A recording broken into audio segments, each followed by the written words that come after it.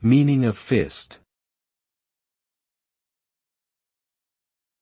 Fist. Fist. Fist.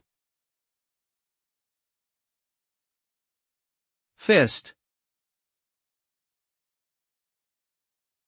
The word fist refers to a closed hand where the fingers are curled inward towards the palm. It is often used as a gesture of anger or aggression, especially when accompanied by punching motions.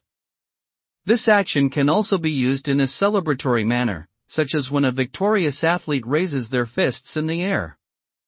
In addition to its physical connotations, the word fist can be used metaphorically to suggest strength or power. Overall, the term fist represents a physical gesture with emotional and symbolic meanings.